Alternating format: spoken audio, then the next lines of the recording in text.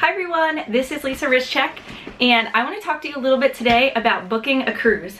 So we just booked a cruise to Tampa. I'm really excited. We're going to leave in 26 days, and the reason I'm telling you this is I want to tell you some tips and tricks that we've learned along the way to get the best deal on a cruise. So hopefully you can go on a cruise too. All right, let me get comfortable. Okay. So we usually go on NCL cruises, and what we do is, to get the best deal, we usually leave out of New York City. I live in central Pennsylvania, so first you have to think about how you're going to get to the port.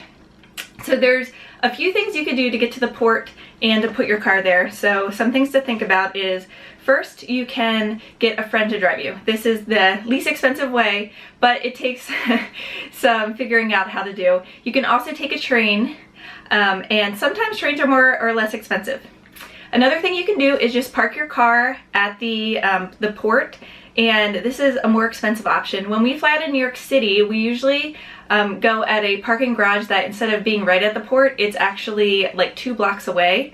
Sometimes it's a little annoying because you have to leave your car like in New York City on the road, and then they just bring it in the parking garage for you, so we get a little nervous about that. But for saving like $50 and then just walking in, it's not that bad. We do have to do a few more turns in New York City, but we talk each other through it, and it's not that bad. Another thing you can do is stay at a hotel that has free parking or will keep your car for the week. So instead of another parking lot, you can, what we do is, for example, they have park and stay options. So for example, $120, you can stay overnight, leave your car there for the week, and then hopefully they'll have a shuttle to bring you to the port, so you can stay there the night before. You only have to stay there one night, and you can go your whole cruise, which is usually like 7 days. I think maybe like 9 or 11-day cruises you might have to pay a little more, but we've used this option before. It's nice because you have the peace of mind of being already there, and you could sleep there, and then your car is in the parking lot. It's obviously outside, but you just know where your car is. You do have to figure out how to get a shuttle there and make sure the shuttle's there on time. So you might just want to leave early, and to get a shuttle back you have to possibly call or things like that, but so far they've been good about it. So that's another place that you could stay. Then there's other ways to get there. So for example, instead of leaving out of New York City this time, they only have certain itineraries. So we've been on most of the New York City itineraries. They usually go to New England, to Bermuda, or down to the Florida coast. The problem is, if you go, for example, during December down to Florida, you have a day or two of just sailing down there instead of being in the warmth. But sometimes it's fine, you could just get in the hot tub, no big deal. But other times if you only have a certain vacation, you would just want to be there the whole time.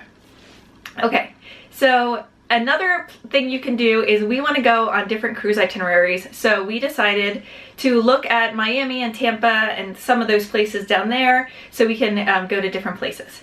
So we went to first, what we look at is we look at different airlines and what dates they have best prices to what ports. So we looked at Fly Frontier, and they have really good deals, like $20 or $30 each way to Miami and to Fort Lauderdale, but you have to match it with the cruise.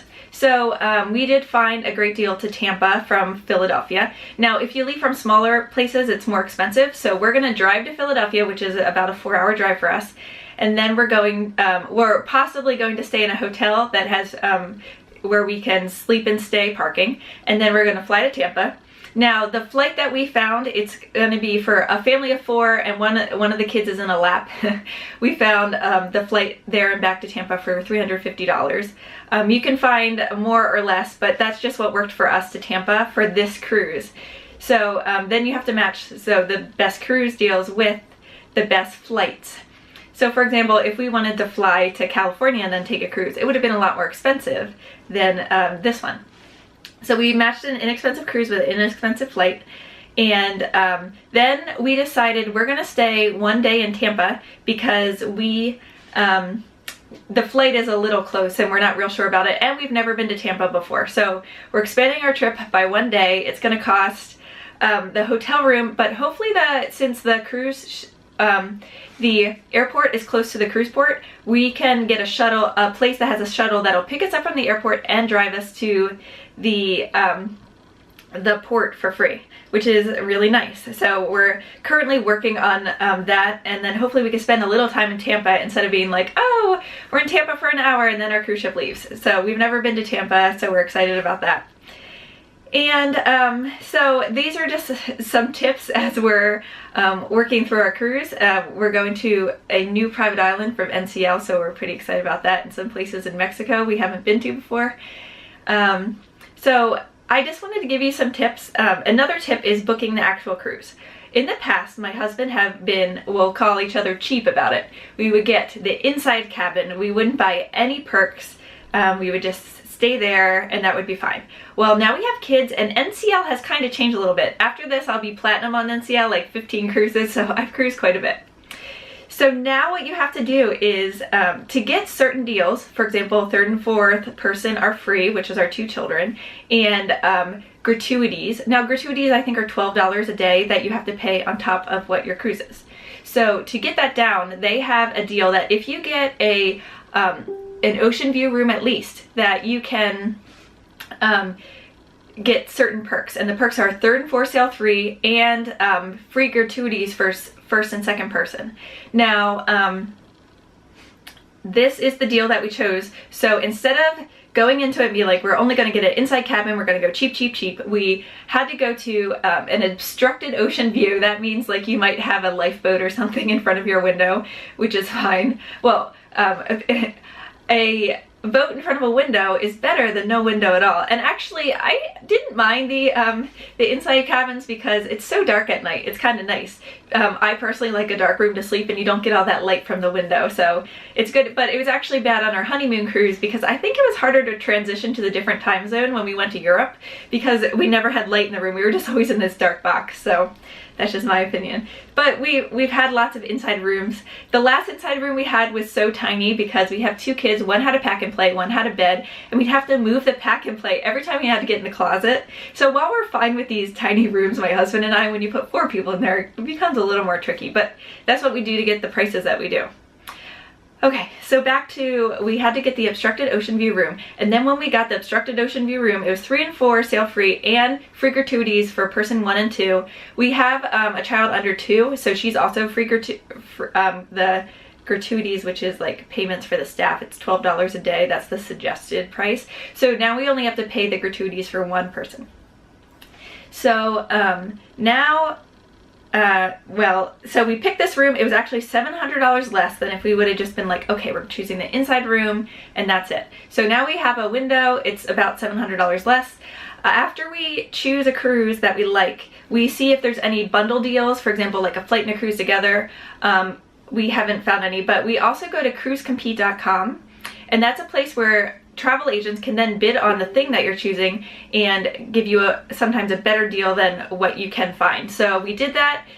Someone got back to us. It was $70 less or $60 less and $75 onboard credit. So that was even a better deal. The onboard credit can't be used for gratuities on NCL, I've been told, but we can use it for other things if we take an excursion or something like that. Okay, so let's talk about the whole trip and how we're trying to save money along the way. Just a little recap. We live in central Pennsylvania. What we're gonna do is we're gonna drive to my parents. Well, actually we're going to drive to Philly, and we're going to keep the car there and sleep overnight. It'll be, you know, with the cost of a hotel room, but then we don't have to pay parking for the week. We can also decide to stay in an overnight parking area that's near the cruise, near Philadelphia airport, that is less expensive, so we can decide. We haven't decided that yet. Then we're gonna fly from Philly to Tampa. We're going to stay 1 night in Tampa so we can make sure we can make our cruise the next day, but also so we can enjoy Tampa a little bit instead of flying in for an hour and then leaving, because we've never been to Tampa before. So hopefully we're going to stay in a hotel where they can pick us up from the airport and bring us to the cruise terminal the next day, and then hopefully we'll probably on our way back get a taxi the other way. But so then we'll go on our cruise. We still have to figure out what we're doing in each cruise port. There's 4 ports we're going to. Normally my husband and I just like to walk around when we get off the ship, or go to a closer beach, because we enjoy just being at different beaches and checking them out. But we do sometimes look at excursions now, and we love the private island because it's basically like an excursion for free. So, but we try and do the things that are less expensive. Sometimes we might look at some excursion as if they're just a bus to a beach, for example, and we have that $75 of credit, so we'll probably use it in that way. And then also I am a platinum member now on NCL, so I get some perks. I'm also obviously a blogger, I vlog, so I tell them this and sometimes they give me some extra perks that way. In the past I've gotten chocolates and wine in my room for free, and you know, we're in the inside cabin, and that's it with the normal pay, what we normally pay. So I feel like we don't pay a lot, but then I get all these little perks. Sometimes we are allowed on the ship on special gangways that don't have a line, and we don't have to wait in a line in the beginning, which is also nice. And sometimes we get invited to certain parties that have free alcohol. So these are just some tips that I've learned along the way. And also a tender is the boat that you take sometimes if there isn't a dock on a cruise ship. So sometimes we get priority tendering, which means you don't have to wait in line to get on the boat, to get off the boat, to get to the place you want to go. So anyway, we're going on this cruise, and then on the way back, so we'll be on the cruise, then on the way back we'll get off the ship. We'll have to get probably a taxi from the cruise ship to the airport. Now we could get it through the cruise line, but I have found that well, you'll get a bus, it's fine. Sometimes a bus is better because since we have a 1-year-old, we won't have to bring a car seat, but actually I think for this trip, because of all the little steps, we might actually bring a car seat and check it. Car seat, stroller. So we'll have to think about these things. Another thing with flying with Frontier is you have to pay separate for all of your baggage. So we have to figure out the baggage, if we're going to buy diapers when we get there or not, different things like that. So for example, my husband said maybe we could buy diapers when we get down there so we don't have to pay to fly them down, and we could, you know, if there's a close place to the hotel, we could just pick them up, or other, you know, things like that we need. For example, toiletries, since we're going on a plane, if we have it on a carry-on, we can only have a certain amount. So those are just things. One of the things we always think about is suntan lotion. We usually need more than 3 ounces of suntan lotion, so then you have to check a bag instead of bringing it on the plane. So those are just things to think about. All right, so then we'll get back off the cruise ship. We'll get a taxi to the airport, and then an airport to Philly. Then we'll have to take the shuttle to where our car is in Philly, and then finally do the 4-hour drive home from our house. So this is how we are currently doing it. I'm sure there's different ways.